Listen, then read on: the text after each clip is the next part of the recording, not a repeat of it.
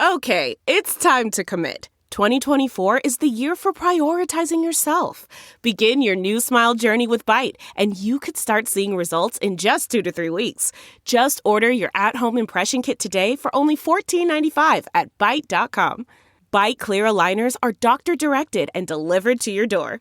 Treatment costs thousands less than braces. Plus, they offer financing options, accept eligible insurance, and you can pay with your HSA, FSA. Get 80% off your impression kit when you use code WONDERY at Byte.com. That's BYTE.com. Start your confidence journey today with Byte. Acast powers the world's best podcasts. Here's a show that we recommend. What is The Briefing Room? It's a behind-the-scenes look at how the criminal justice system works and the lives of the people within that system. If you love true crime, well, these are the real people who do the job every day of making sure justice is served. Hi, I'm Detective Dave. I'm Detective Dan. Together we have decades of experience in local law enforcement, a profession that we think is often misunderstood. So we're going to explore how to do it right, and we won't shy away from when it's done wrong. These are stories you'll hear nowhere else. Unique, frank, and unvarnished. From the team that brought you Small Town Dicks, this is The Briefing Room. Episode 1 drops on August 30th. We'll meet you in the briefing room. Acast helps creators launch, grow, and monetize their podcasts everywhere. Acast.com.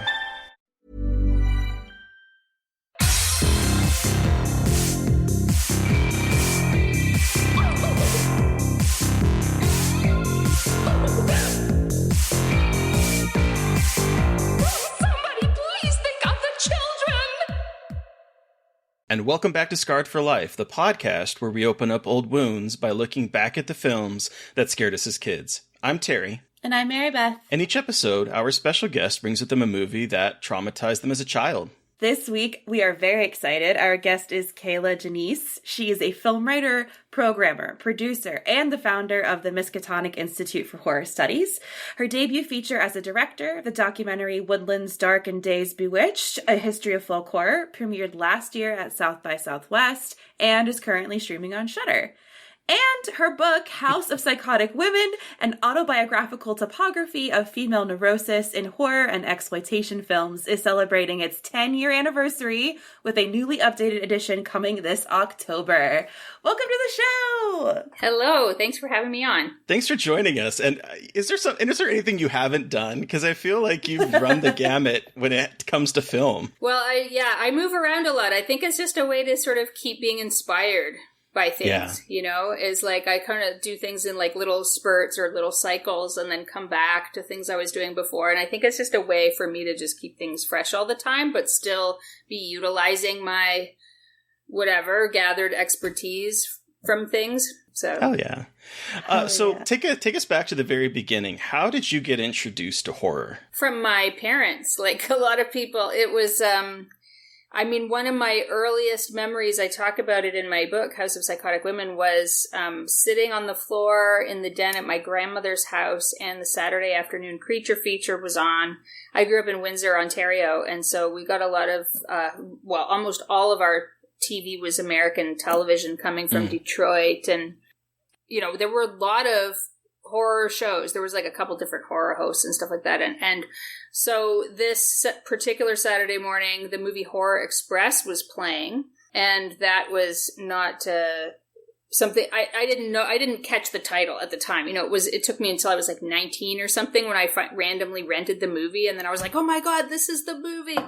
But I was like, you know, so my parents obviously were watching that film at my grandmother's house, and it was just a thing. Like both of my parents were into horror. My mom was way more into like thrillers and movie of the week type of horror, and she loved Stephen King and Ira Levin and all the kind of blockbuster-y horror people, you know, of the 70s and 80s. And then my dad, on the other hand, liked old stuff. So he liked old AIP films and Hammer films, you know. And so kind of like between the both of them, I got a lot of, different horror knowledge. And my dad got so excited about, I remember us watching movies late at night and he'd be like, whoa, Christopher Lee. whoa, Peter Cushing, you know, like he would say everybody's name when the credits showed in the movie, and he would be so excited that then I was excited about Peter Cushing, you know, like I just, it was contagious, you know. So yeah, I've been a horror fan for literally as far back as I can remember. You know, I think Peter Cushing and Christopher Lee like spawned generations upon generations of horror fans, because my dad was the same way. Like he loved the Universal monsters, but then he also loved anything that had Peter Cushing in it or Christopher Lee. We were watching, and so we ran the gamut from like good stuff and to horror of Dracula to like some of the bad stuff that they did, like just the whole gamut. Yeah. Yeah, no, my dad it was kind of funny because my dad, and this is my stepdad I'm talking about, but he, he didn't like a lot of the newer horror because he thought there was like too much swearing. So it wasn't even necessarily about the violence or anything. It was like, for some reason, he just didn't like swearing, you know? So my mom was the one I would watch the more sweary movies with. I love that. Yeah. It's always weird what strikes parents, because like, I mean, this isn't probably surprising, but for my parents, it was nudity. Like that was like a big stopping ground. It was like, watch all the violent stuff you want, but if there are boobies on screen, nuh-uh. Yeah. Well, that was actually the case with both of my parents too. Nudity was no. Yeah.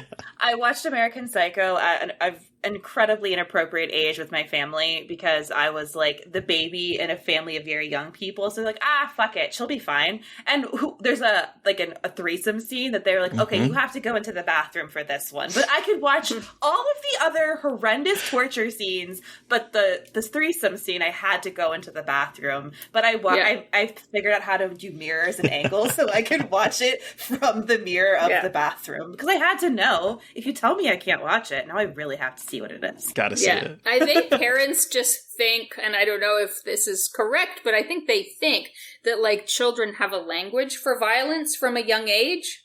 They know what violence is and they understand what it is. And so I feel as though they feel like this is not going to be a confusing concept to us, that someone is hitting another person. But the idea of people having sex, if it's something they haven't really explained to us yet, it's sort of like they're so really uncomfortable with the ways that might traumatize us and be like totally confusing to us, you know? So I think that's something to do with the comfort more parents have with their kids watching violence than sex, is they feel like kids are just they're always like hitting people and hitting things. And it's kind of like, you know, I think they're like, well, kids understand violence, you know? Yeah. True. So was Horror Express your first horror movie you ever saw, or is there another one that was the first one you remember seeing? Horror Express is definitely the first one I remember. I mean, I would have been like 3. So this is very, very early memory. Okay. Yeah. So were you a scared kid growing up? Like, did movies actually scare you, or were you more fascinated with them? They definitely scared me when I was little. They didn't often scare me while I was watching them, though. You know, so I wasn't usually like covering my eyes or anything like that. But I was more when I would be alone later. Yeah. I would get scared, you know, so I was afraid of the dark. I was afraid of my closet. I was afraid of my toys. I was afraid of like a picture hanging on the wall. I was afraid of like everything.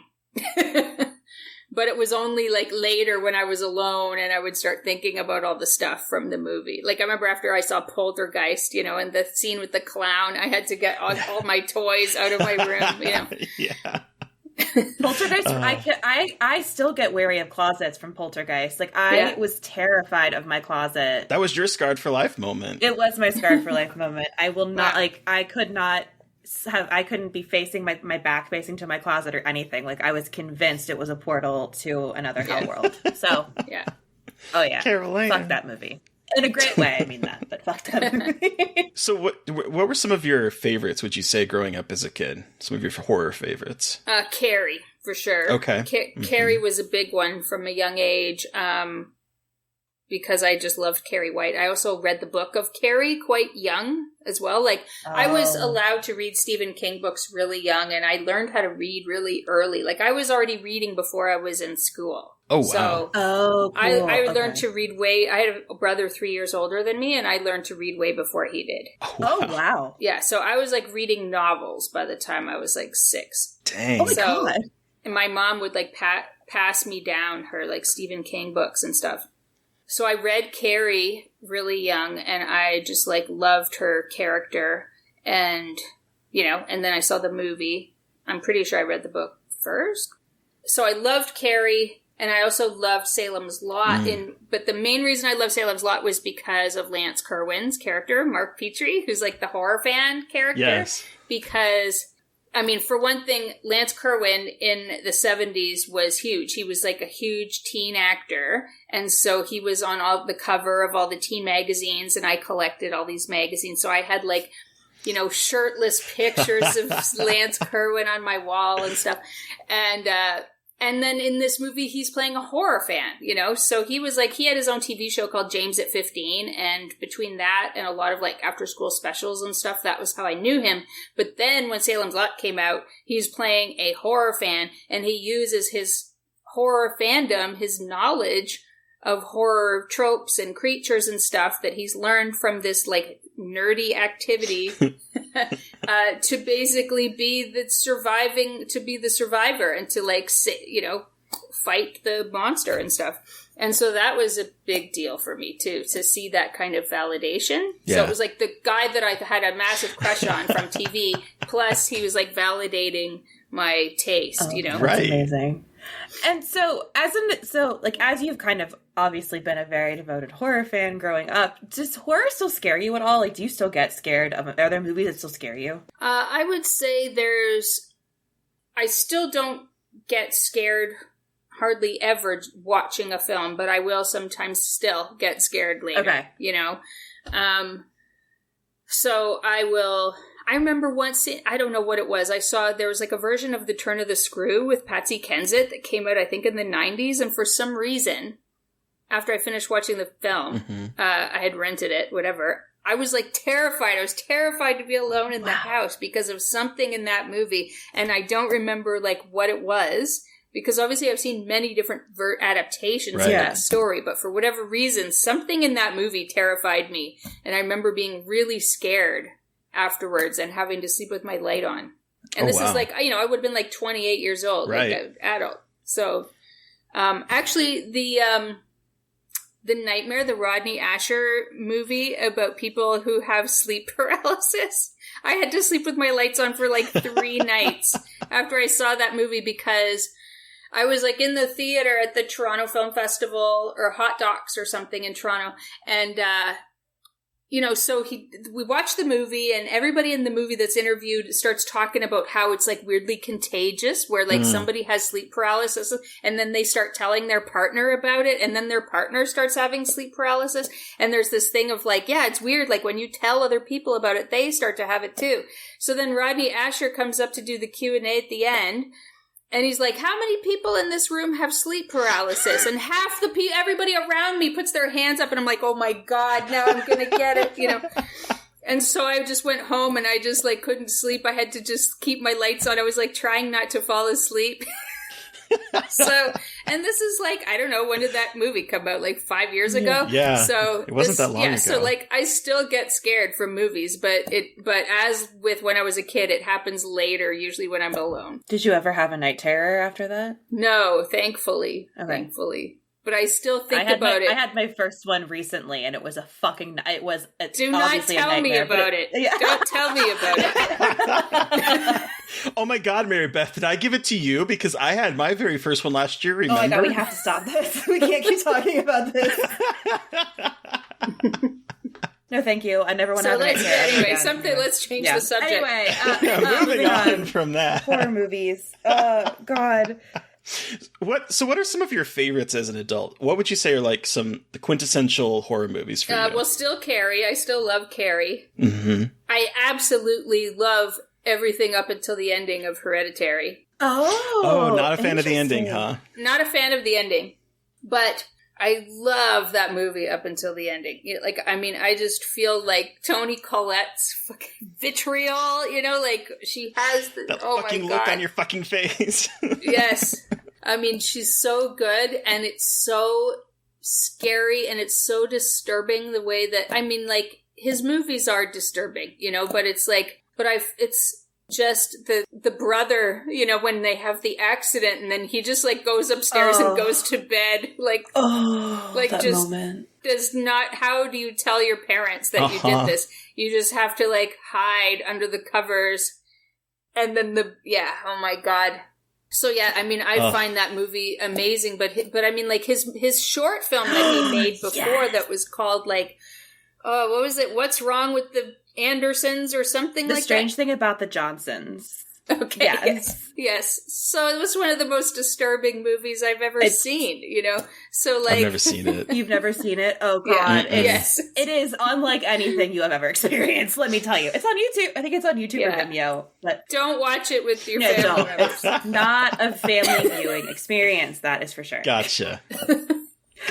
But so, Kier-La, you've done a million things in horror, and it's incredible. But the first thing I wanted to ask you about is, can you tell our listeners a little bit about House of Psychotic Women for people who may not be familiar with the book? Sure. It's, well, it kind of does what it says on the package. It's an autobiographical topography of female neurosis in horror and exploitation films, but which is to say that it's a book of sort of horror film criticism or horror analysis, but filtered through my own autobiographical stories and anecdotes. And so this was, I mean, I feel as though that structure is pretty common now in writing, like even in horror writing. There are other books that are like about people's personal experiences with horror that are kind of similar. But back then it was pretty maligned to insert yourself in the criticism like that.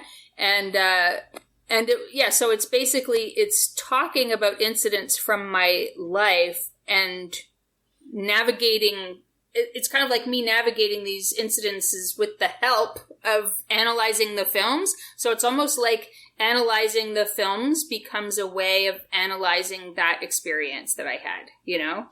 And so it's quite candid and personal. I remember when I first sent some of my friends the manuscript to look at, they thought it was too personal. They were like, oh my God, you don't want to put that out in the world, you know? And I was really worried when I put it out that people would just like make fun of me, you know, for being so vulnerable, like especially in the context of writing about horror movies, you know? Yeah. But I mean, I had run a film festival years ago, like in the late 90s and early 2000s. I ran a horror film festival in Vancouver called Cine Muerte. And I remember some of the customers would complain that the movies I picked were too sad. You know, that I always picked like really sad, depressing horror movies. And I feel like my book was kind of like, it's like, yes, because I think I get stuff out of horror movies that are not just the fear. There's other things happening in these films that is what I'm relating to. And a lot of it has to do with loss and sadness and stuff, you know?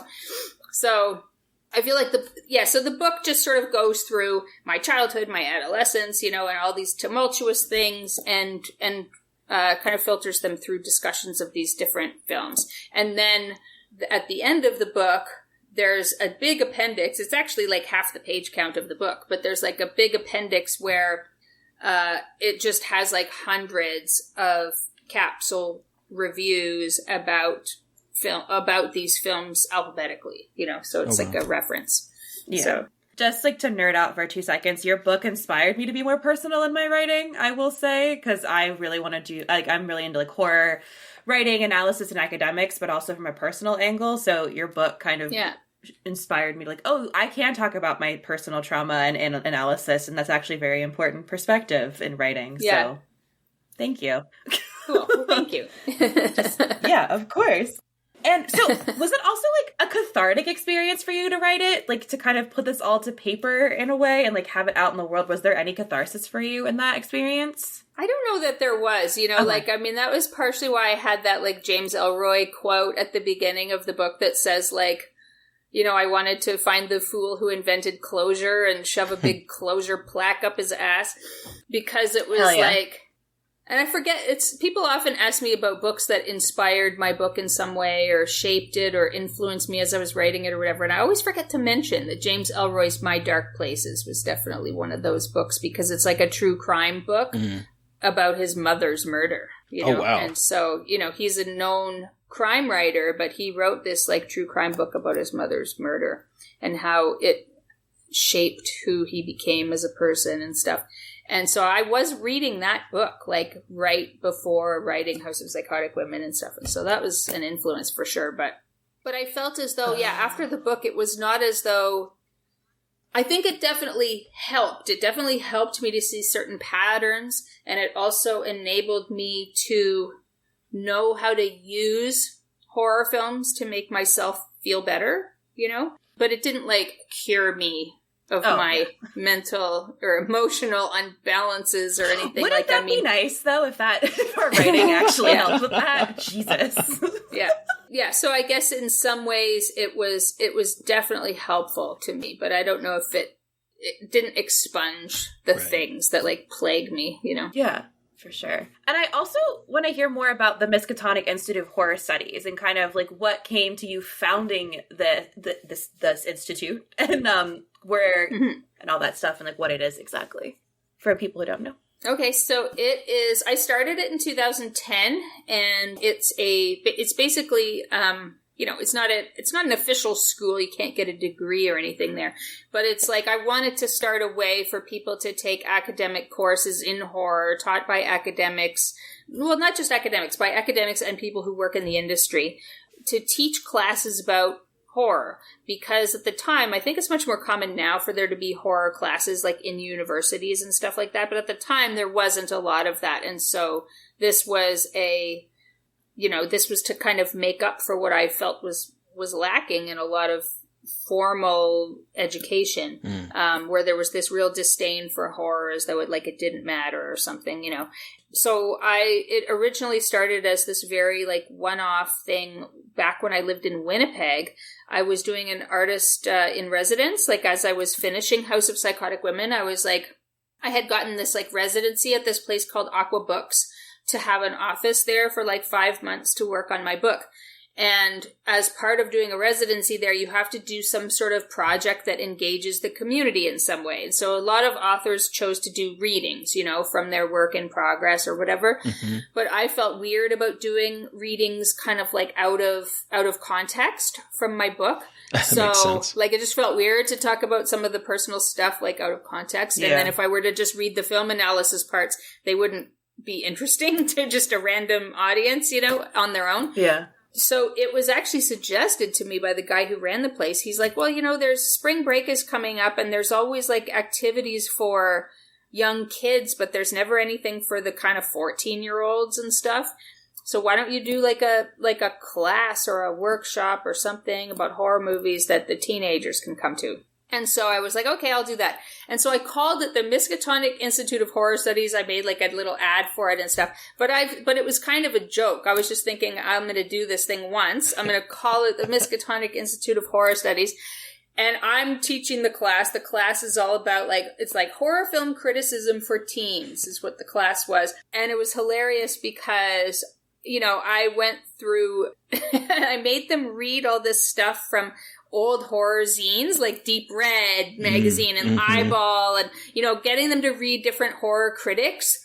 And then we would watch a movie every day and then they would have to give a criticism of it. Like they'd have to like write a criticism of it, you know, and they would have to identify from all these critics that I had exposed them to which one they liked the most, of which one cool. They thought reflected the way they would write something the most, you know, and, you know, and they'd have to write something. So I was not a good teacher. I was like very shambolic as a teacher, but that's where the idea came from. And so then I started thinking about, oh, you know, like I'm not a great teacher myself, but I actually know a lot of other people who are, you know, like people who are academics who I know are horror experts and I know are specialists in horror, but they never get to teach horror at their school, you know? Right. They always are teaching other film classes or literature or whatever, but they don't really get to do the horror stuff. So I just was like, I'm going to start getting these people and get them to do classes. And when I moved to Montreal and I opened a little micro cinema there.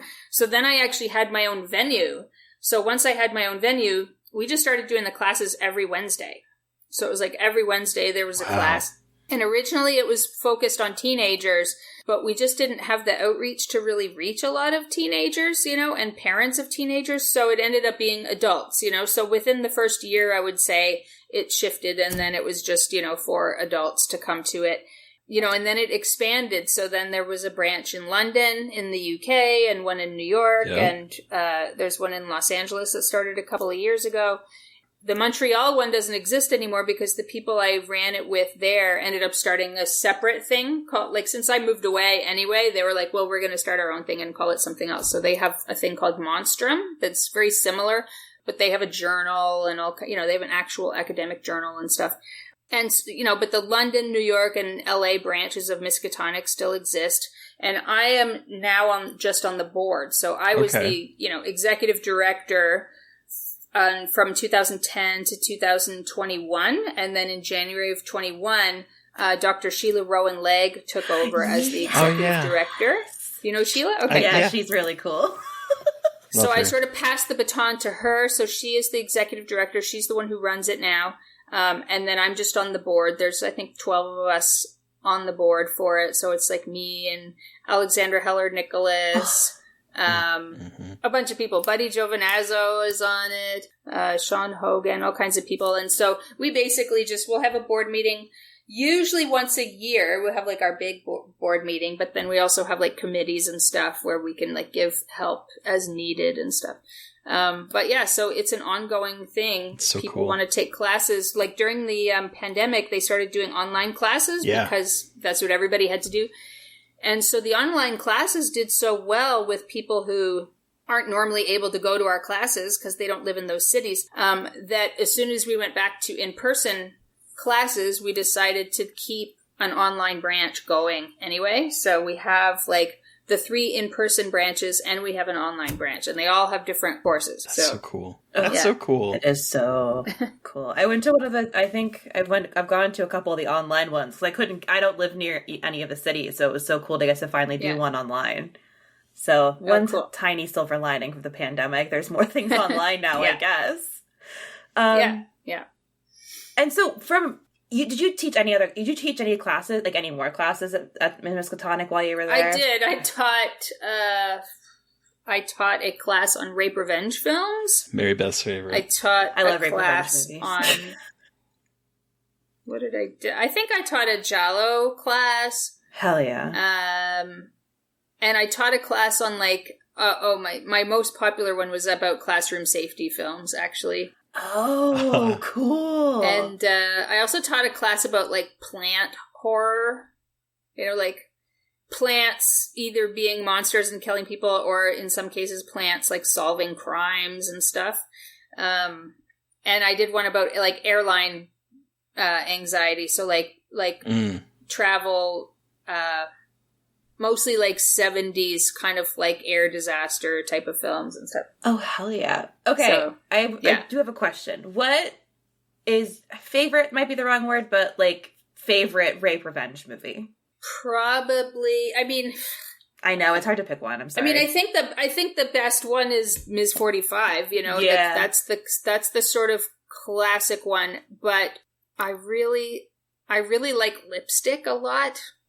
Lamont Johnson film with Margot Hemingway and Muriel Hemingway and Chris Sarandon.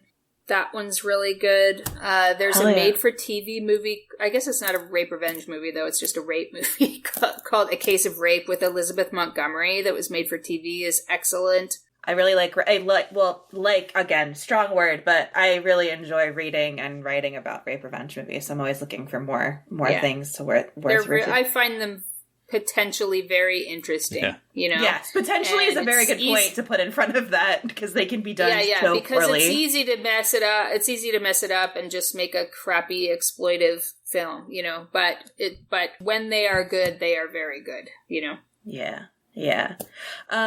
Okay, I could talk to you about academic stuff for hours, so I'm going to change the subject so I don't bore Terry, just me talking about horror academia and wanting to be an academic in horror. But Kier-La, what movie did you bring with you today for us to discuss? Well, when I had to think about like a movie that scarred me as a child, obviously there's a lot, but there was one that stuck out just because people are always like, what? That movie? And that movie is Foul Play from 1978. All right, so Foul Play. Let's read a brief synopsis real quick. A shy San Francisco librarian, played by Goldie Hawn, and a bumbling cop, played by Chevy Chase, fall in love as they solve a crime involving albinos, dwarves, and the Catholic Church. That's from IMDb. I love it when people come with choices that are just like, huh? And so I gotta know, why is this your Scarred for Life movie? Take us back to when you first saw it. How did you see it? How old were you? Give us your horror story. I gotta know. Okay, so I went and saw it at the theater when it came out. So wow. My dad took me and my brother to see it, so I was 6. I remember coming home and telling my mom, oh my God, Dad took us to the scariest movie. And she's like, what movie? And I was like, Foul Play. She's like, that movie's a comedy. And I'm like, it's a horror movie. And she's like, that movie is not a horror movie, it's a comedy. I'm like, it's a horror movie. And so my mom was like, okay, whatever, you're crazy. But the scene that got me, I watched it again last night. I still think the first half of the movie is a horror movie. I agree. But anyways, I completely agree. But the scene that got me, even though there's many, there's like, beware the dwarf, and the, like, just, oh my God. But the thing that scarred me was a scene that I actually remembered incorrectly now that I've watched it again. I didn't actually remember the scene properly. But there's a scene where Don Calfa, who plays Scarface, and now that I know who Don Calfa is, it's so much less scary because Don Calfa is known for playing all these, funny characters and stuff. But so I am like 6 years old. I don't know who Don Calfa is. So it's just like this scary guy with a scar. She's in the bathroom and she's like looking in the mirror. And then next thing you know, like Don Calfa, Scarface, is there trying to kill her in the bathroom. And in my memory, I remembered him like crawling in the window and then showing up behind her in the mirror. That's actually what happened. What happens in the movie is actually that she looks in the mirror and then she turns around and he's there in the doorway. But what I remembered as a kid was that she's like looking in the mirror doing like her makeup or something, and he crawls in the window and then he's behind her in the mirror. That was what I remembered. And so this scene terrified me so much that for years and years later, whenever I would get up in the middle of the night to go to the bathroom, I would never flush the toilet. And my mother, every morning, would be like, why can't you learn to flush the toilet? Like, why are you stupid? Whatever. And so my mom just thought I was like, I don't know how to flush the toilet, or like, I can't remember how to flush it or something. But it was like, no, it's that in the middle of the night when it's quiet, the sound of the toilet flushing is so loud that I thought my parents wouldn't be able to hear me screaming when Don Calfa killed me in the bathroom. No. Oh, no. Yeah. I was like, he's in the bathroom and he's going to kill me. And the sound of the toilet flushing is so loud at night that they won't hear my screams over the sound of the toilet flushing. And that is a true story. I swear to God, till I was like 12, I never flushed the toilet. That might be one of the best Scarlet stories we've ever had on this podcast. To be perfectly honest with you, like that's my favorite. That's one of my favorite stories. Did you explain that to your parents? Like, hey, by the way, like this is the logic behind it, or did you like never? I'm positive that I did. I'm positive I must have, rather than having my mom think I'm just stupid. But again, like, she's just like, that movie's not even a horror movie, it's a comedy. And I'm just like, no, it's not, it's horror. The first half is definitely horror, though. Like, you're right. Yeah. There's like the only thing fun. I mean, the only thing I remember from that age that I thought for sure was funny was Dudley Moore. I thought Dudley Moore was funny and everything else was terrifying. I probably laughed when Billy Barty went rolling down the stairs in the garbage can also, because I was 6, But other than that, I was like, this movie is terrifying. I thought the albino was terrifying.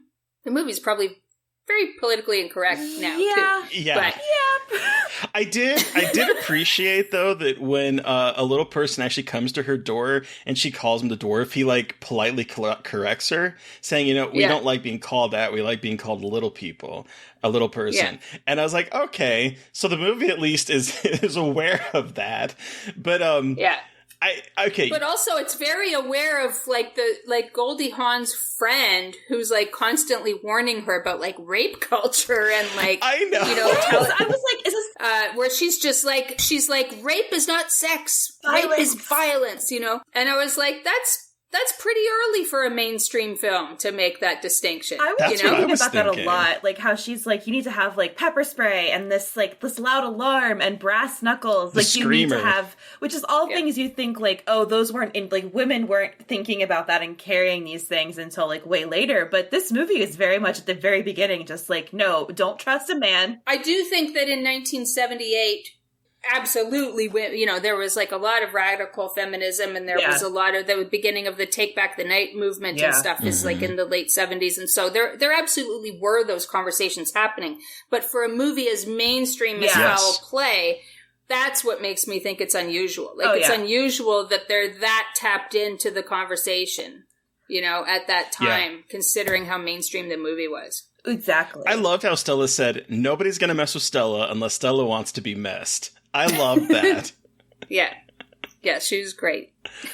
She's a great little character. Well, in this whole movie, I feel like Goldie Hawn, I mean, it's obviously a very classic case of like wrong place at the wrong time kind of situation, but a lot of it also, especially with Stella's talk at the beginning, sort of about rape and protecting yourself, it felt a lot like this movie is Goldie Hawn constantly evading predatory, disgusting men, and how like these men are everywhere, and how she just, no matter where she goes, she is haunted, followed, and always in like peril from men. And I was like, okay. And it obviously gets a little bit sillier and romantic towards the back half, but at the first half, again, it's just like everything is incredibly unsafe for her, a woman against all of these men who are after her for one reason or another.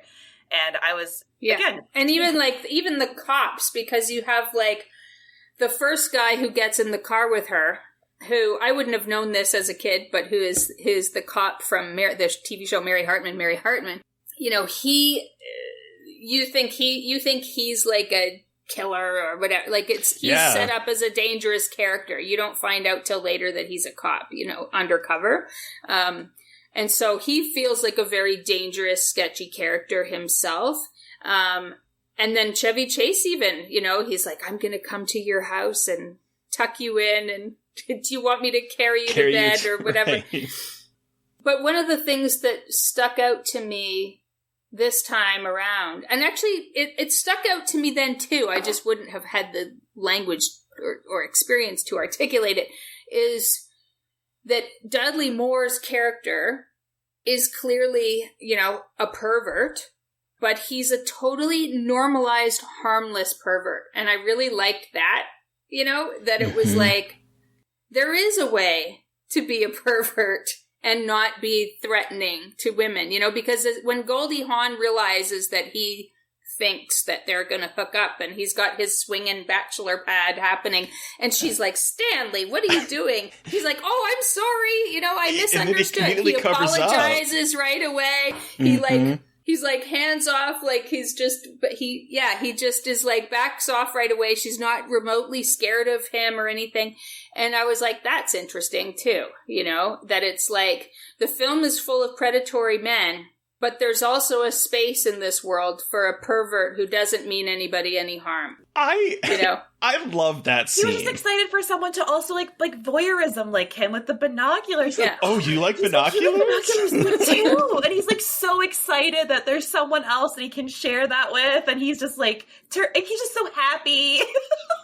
And then oops. But Terry, so sad. What were you saying? Sorry. Well, what kills me about this scene is that like I'm watching this going, oh, I know where Mike Myers got his idea for Austin Powers, because this sequence is totally Austin Powers with the shag pad. I expected him to say, "Do I make you horny, baby?" Like, I expected him just to say that, right? "Do I make you randy?" Like, that's what I expected to come out of his mouth in this scene, because it's just like, it's one thing after another. The bed coming out of the door with like naked women behind it, the sex closet that has helium-filled blow up dolls.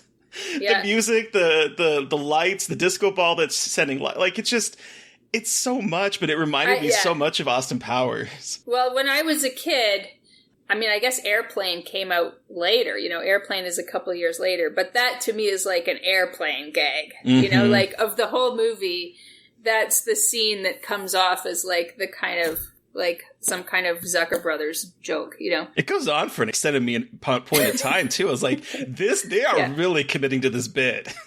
Yeah. Well, it was probably expensive to make that bed and everything, so they had to use it.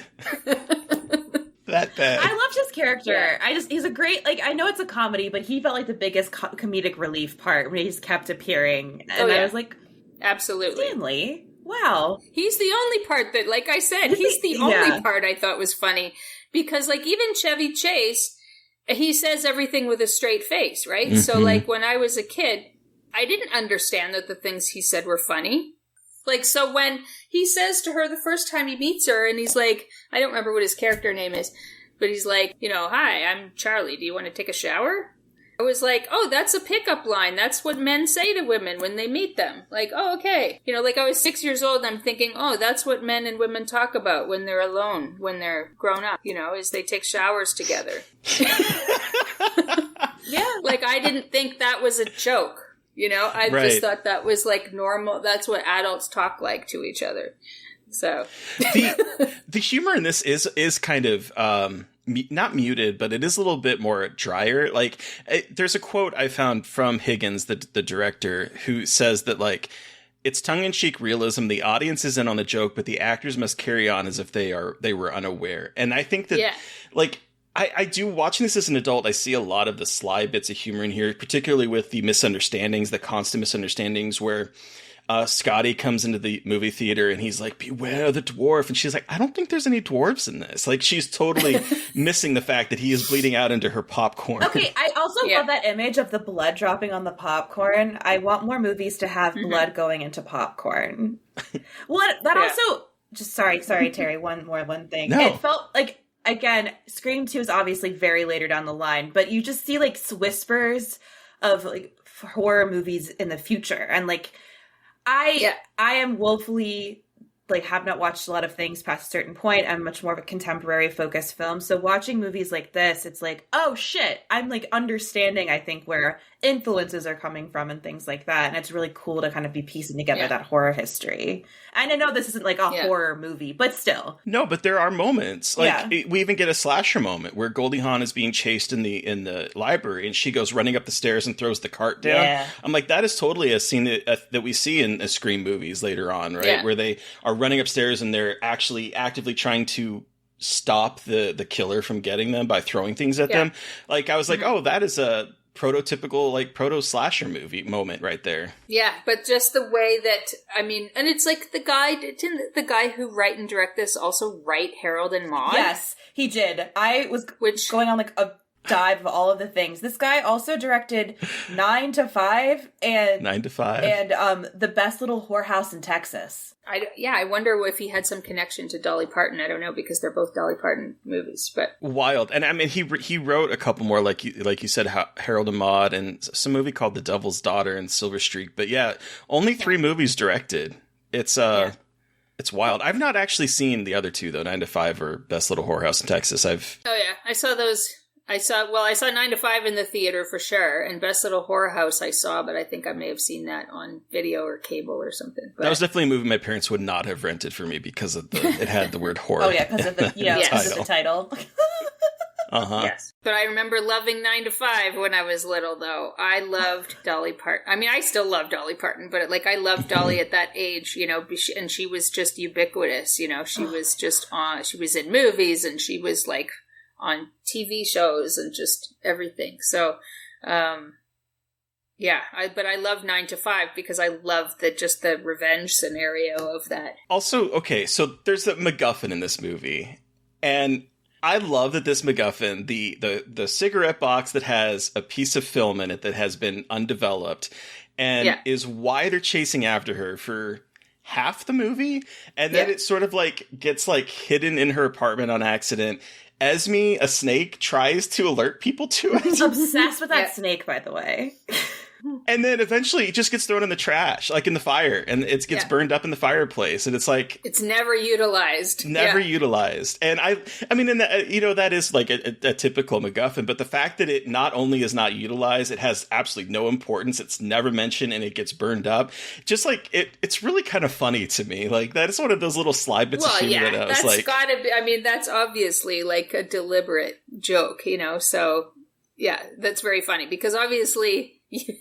You expect that at some point you're going to have the scene where what's on the film is exposed and whatever, and it's like, no, it just burns up in the fire. No one ever discovers it. Well, I love never mentioned again. I love when they introduce the snake, when it's like, you always see a mysterious snake in a horror movie is always going to like come and bite you and be some scary thing, and then he's just like, oh, Esme, get off the table, and she's just slithering over a plate of cookies, and Goldie Hawn picks her up, and I was like, oh, I feel like this movie really does play, again, with those like kind of horror-y expectations a little bit of like, oh, a crime thriller, all of these bad things happening, and everything is like more innocuous than you think, which, again, I loved very much to see these kind of subverting tropes a little bit. Yeah.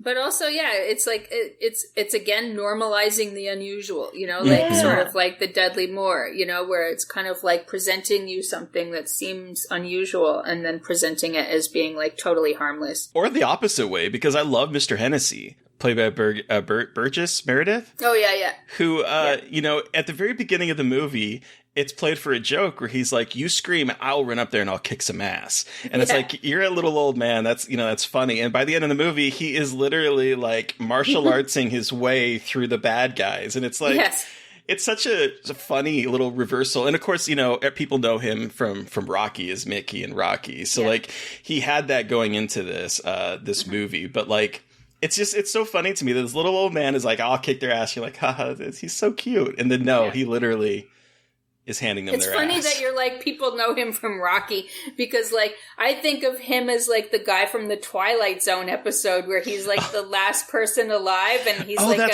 he's like a bibliophile, and he just wants to read and read and read all day, and then he's finally left the last person alive on the planet, and he breaks his glasses. Oh my God. I didn't know that was him. I remember, I haven't seen that episode in a long time, but that's one of my favorites from as a kid.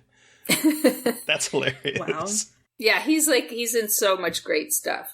And his granddaughter, he has a granddaughter who has an account on Twitter who posts about him all the time and posts all kinds of like anecdotes about him, rare photos. Like she's really interested in like preserving his legacy and stuff like that. Wait, that's awesome. Oh yeah. So I want to talk about the actual like crime or plot in the middle of this, because I definitely was like a smidge lost at some point about like the Catholic Church and taxing the church and all of that stuff. Yeah. But because it devolves into this like crazy plot, like huge conspiracy plot when we think it's about cigarettes and undeveloped film, and actually it's about killing the Pope. Right? Did I get I'm right with that, right? But I actually but now that you mention it, I watched the movie, I don't know, definitely less than 24 hours ago. I cannot tell you what the plot of the movie is. I cannot tell you what the conspiracy is. That makes me feel better, because I was like, I'm as confused as you about like, okay, so why did they want to kill the Pope? All I got from this is they are taxed the church league. They went to prison because they tried to kidnap Billy Graham. Uh-huh. They want to kill the Pope because they think that organized religion is stealing from the people, I believe. So the bad guys are good? See? That was my thing. That was my thing as well. I was like, wait, they talk about how the church is corrupt and how they want to like keep them from stealing money from people. And I was like, wait, why are they bad? What's wrong with that? That sounds fine to me. Okay. He's the symbol of the power and wealth of the world's churches, and they hide behind the skirts behind the sham of organized religion whose aim is to rob spirituality. Tonight's the start of a revolution long overdue, and they talk about how it's the historically proven path to revolution is through violence. And that's why they want to shoot and kill the Pope. I mean, now that you're saying this, I remember all these things being said, but it's kind of like, I still don't feel that it's convincing that the dwarf and Whitey Jackson and his crew are like doing all this because they want to cause a revolution against the church, you know. Yeah, that part. That is not convincing as a thesis. No. No, it needs some work. They kept introducing more and more bad guys, and I was like, wait, I'm sorry, who is the, like... I had a hard time keeping them straight. Who is the the albino guy? Who is this? So who are all these guys? The dwarf? The dwarf is not actually a dwarf. The dwarf is played by Mark Lawrence. Yes, it's a code name. Who's like, like a noir actor. And he has a movie in my House of Psychotic Women movie called Pigs that he like wrote and directed and stars in. Oh, cool. But yeah, so the dwarf that, when he says beware the dwarf, who he's talking about is not actually a dwarf, is just a person whose nickname is the dwarf. Which, okay, so I have a question about that too, because early on, that reveal was like, I sat there for a moment, I was like, I had to look up, I was like, okay, no, that is the character Rupert Stiltskin. And I was like, but earlier in the movie, there's a moment where, like, one of the librarians tells Goldie Hawn's character, the little man came to see you. Yeah. And I'm thinking, she's not referring to him. Right. Billy Barty. That's Billy Barty. Was he, like, stalking her from the library and then went to her house to sell Bibles? Yes, I know. That makes no sense either. What Bible salesman's going to go to your work at the library and then come to your house? It's like... I mean, he does say that, like, he's really bad at his job because people find him annoying. And I'm sorry, if you're showing up at my work and then you're also following me home, yes, you probably are a little annoying. But that revelation, I was like, wait... Was he really stalking her job to sell Bibles? Yeah, well, I mean... I gotta make a living. And also, again, predatory men. Yeah. Men are weird. They do all that weird shit to and also predatory church. Predatory church? Yes. Predatory church. Yeah, very interesting that this is very much... Is it pro-religion? I don't even know if it knows what it is, honestly. No. I think it might just be like, I don't know, here's a weird plot. But this is also nominated for a bunch of Golden Globes. And it was also nominated for Best Original Song, I think, for an Academy Award. Yeah, Academy Award for the Barry Manilow song. Which I was like, oh, Barry Manilow. Yeah. But no, the Golden Globes, Best Motion Picture, Best Actor in a Motion Picture, Best Actress, Best Supporting Actor, Best Screenplay, Best Original Song, Best Motion Picture Acting Debut. For who? Whose acting debut? Chevy Chase. Oh, this was Chevy Chase's debut. Oh. Debut feature film. Mm-hmm. Okay, that makes sense, because he's not playing the usual character I'm used to seeing Chevy Chase play. I feel like he's less of a dickhead, a little bit. Not by much, but like a little bit less of a dickhead. A little softer than I think we've seen him. Than I've seen him like in later movies. Yeah, he's a little suave. A little. With moments of klutziness, like at the very beginning and then on the houseboat when he's like, careful you don't want to fall, and then he falls overboard into the water. The way he speaks is a little suave. The way he moves through the world is not very suave. Yes. No. He's got like a little bit more game than his other. Yeah. I do think that's sort of his charm in these early movies, though, is that sort of like person that wants to be debonair, but then knocks over a table full of drinks. Yeah. So one thing that stuck out to me as I was watching this is like, did Dan Brown steal plot points for the Da Vinci Code from this movie? Because in the Da Vinci Code, there is an albino monk that is like an assassin going around killing people. It all is about the church. I'm like, did he steal from this? I have not read or seen the movie of the Da Vinci Code. So I have unfortunately seen the movie. Maybe I'll have to watch it now. I read the book. I did, in fact, read Paul Bettany plays the albino monk. That is interesting. That self-flagellates. That's you mentioned this to me before I watched it, and I had forgotten you said that. And now that it's very interesting. Weird. anti-comedy look at that felt. would be, I mean, obviously that would be a very funny influence for that book to have. So, or I don't know if that's an element in the book as well as in the movie, but no Goldie Hawn, unfortunately. No. Yeah. Unfortunately. What is the obsession in this movie with warm milk?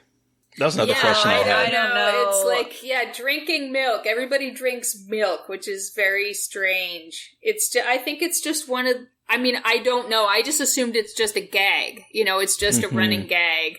You know, like something for you to notice. Like, why is everybody drinking milk? Like an in-joke that made them laugh as they were making the movie.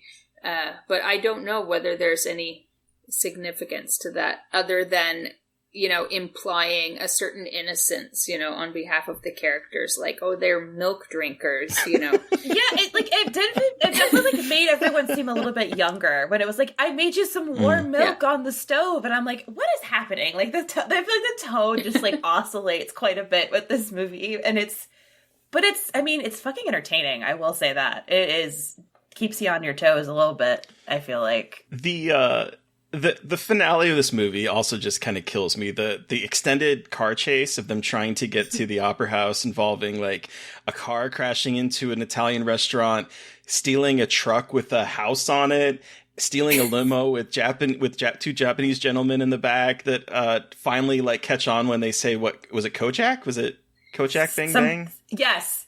Or, yes, I think something like that. And they were like, and they're like, oh, okay. And that was what finally caught them on. And then the reveal, Stanley is the conductor. Yes. Stanley the Amazing. conductor. That was my favorite part. I was like, Stanley, Full my circle. man, you're here. Like, it's actually his movie, everybody. It's Stanley's movie.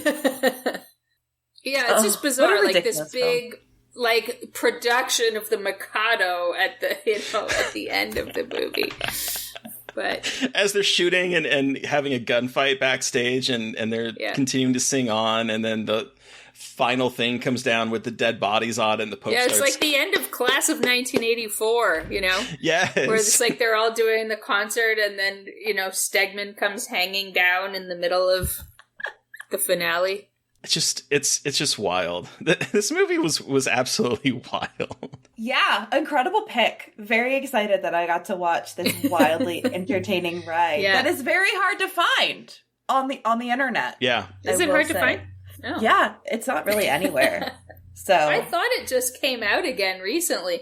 But yeah, it was just like, it was funny watching it again and that scene, knowing that scene is coming up with Scarface and then being like, oh, weird. It doesn't actually unfold how I remembered it, you know? Like, I also didn't remember Scarface talking, you know? I just remembered him as like a scary monster, you know? And then watching it again as an adult, he's just like a normal dude talking and whatever. And I'm like, wow, I had like my version of him in my imagination was so much scarier. I think it's always interesting when like you reapproach some movies as an adult and you have like a specific memory of that movie and then you watch it and that's not how that happened at all. And it's the idea, I guess, like the fallibility of memory is always interesting to me about revisiting things. Like there was like a line in a movie and I can't remember what it was now that for the longest time I would quote, and I finally would watch the movie 20 years later and it's like, oh, that line is not even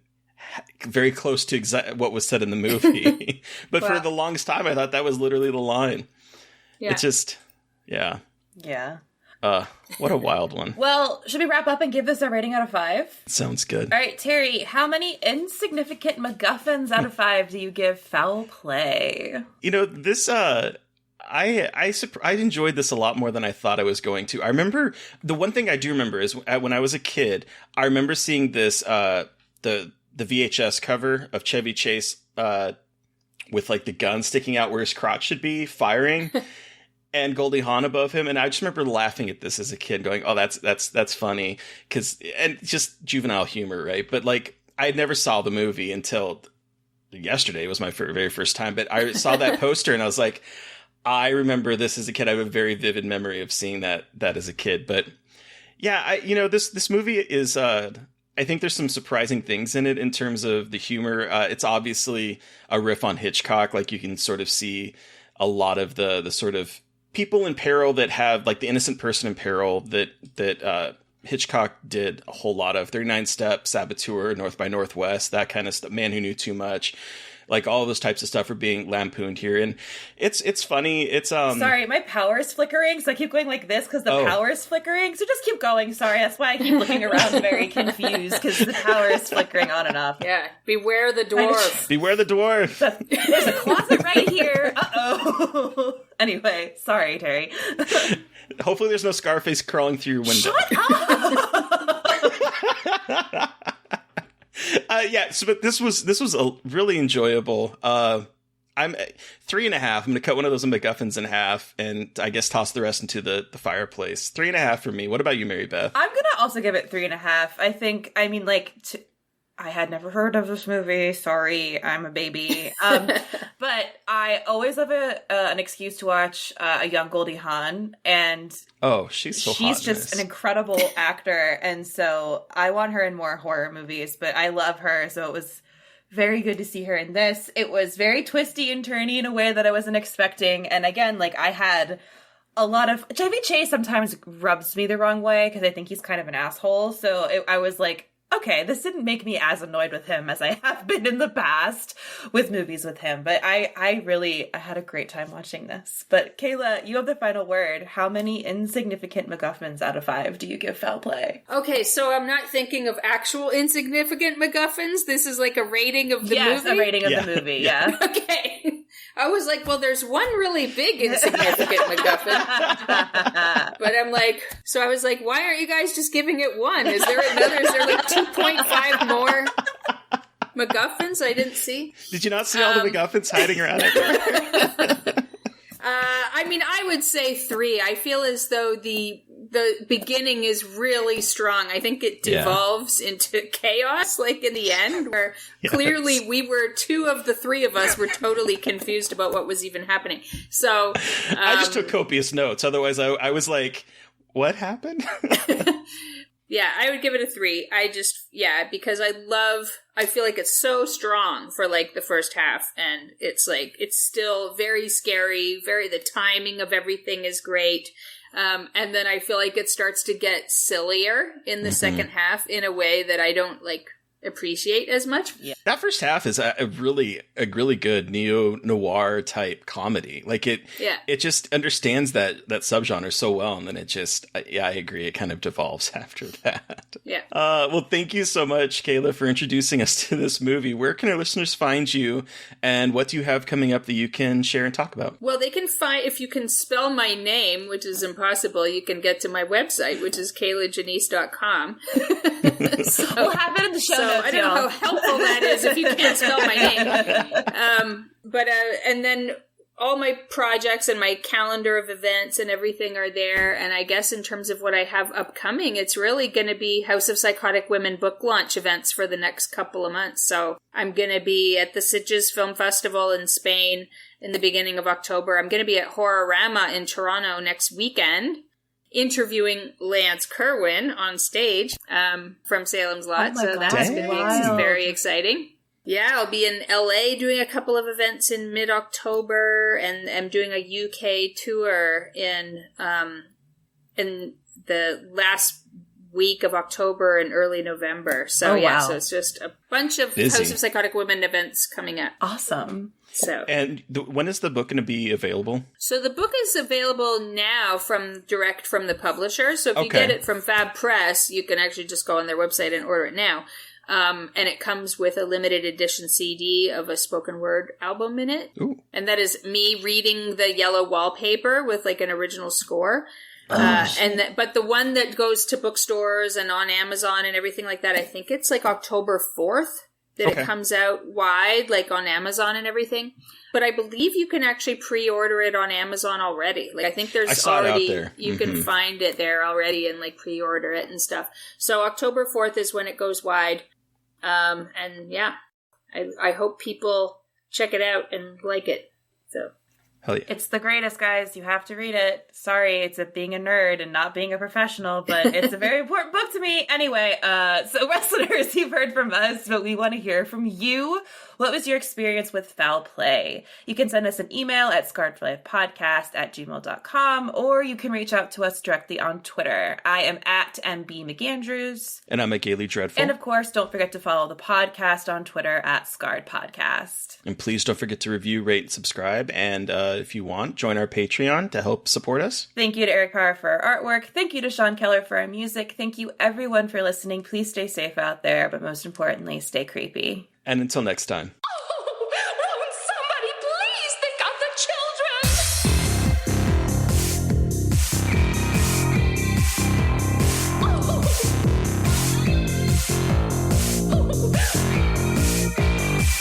Won't somebody please think of the children?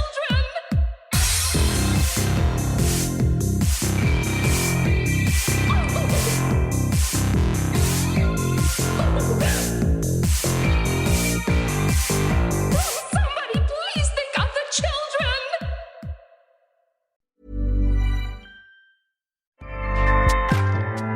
Acast powers the world's best podcasts. Here's a show that we recommend. What is the briefing room? It's a behind-the-scenes look at how the criminal justice system works and the lives of the people within that system. If you love true crime, well, these are the real people who do the job every day of making sure justice is served. Hi, I'm Detective Dave. I'm Detective Dan. Together, we have decades of experience in local law enforcement, a profession that we think is often misunderstood. So we're going to explore how to do it right, and we won't shy away from when it's done wrong. These are stories you'll hear nowhere else. Unique, frank, and unvarnished. From the team that brought you Small Town Dicks, this is The Briefing Room. Episode 1 drops on August 30th. We'll meet you in the briefing room. Acast helps creators launch, grow, and monetize their podcasts everywhere. Acast.com.